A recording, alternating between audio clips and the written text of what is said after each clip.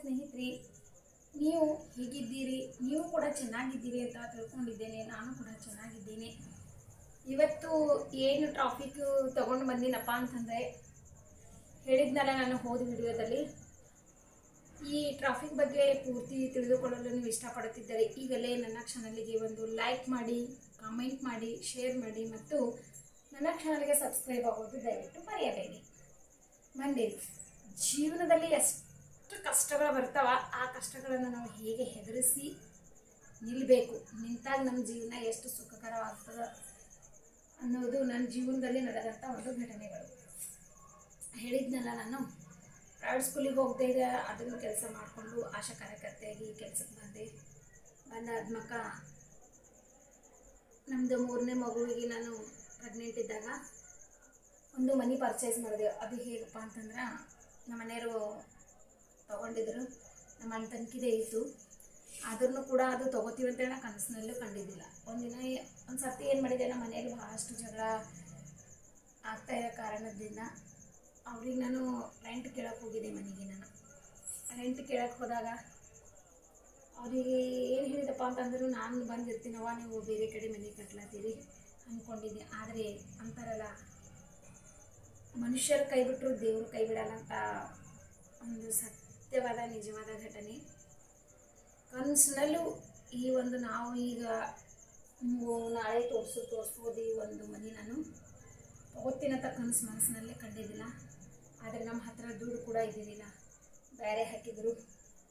ಹಾಗೆ ಹ್ಯಾಂಗೆ ತೊಗೊಂಡೆವು, ಏನು ಸುದ್ದಿ ನಮಗೆ ಗೊತ್ತಿಲ್ಲ. 2 ಲಕ್ಷ ಕೊಟ್ಟು ತೊಗೊಂಡೇವಿ. ಇನ್ನೂ 2.5 ಲಕ್ಷಕ್ಕೆ ಅಂದರೆ 4.5 ಲಕ್ಷ ಜಾಗ ಮುಗಿಸಿ ತೊಗೊಂಡಿದ್ದೀವಿ. ತೊಗೊಂಡ್ಬೇಕಾ ಮನೆ ಕಟ್ಟಬೇಕಲ್ಲ, ಮನೆ ಕಟ್ಟೋಕ್ಕೂ 1 ರೂಪಾಯಿ ದುಡ್ಡು ಇದ್ದಿದ್ದಿಲ್ಲ.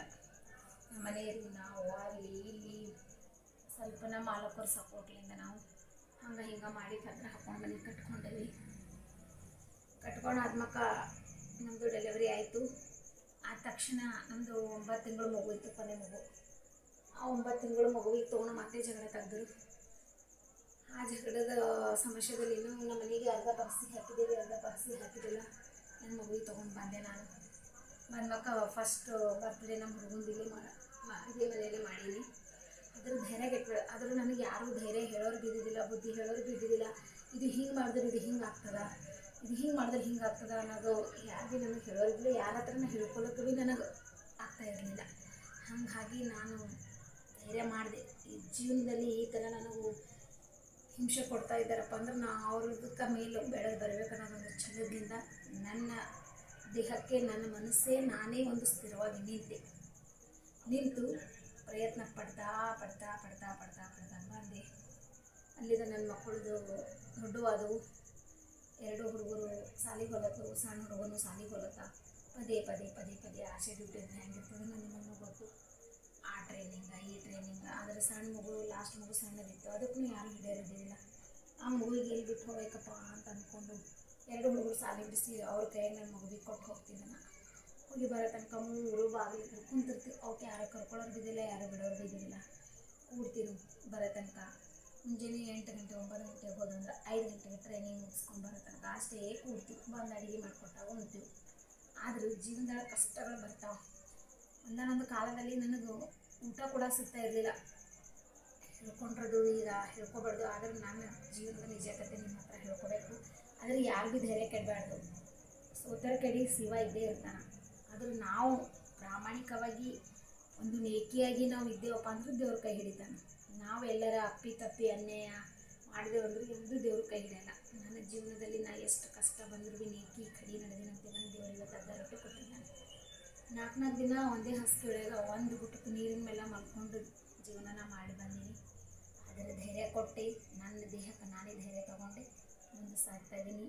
ಈಗ ನನ್ನ ಜೀವನ ಭಾಳಷ್ಟು ಸುಖಕರ ಇದೆ.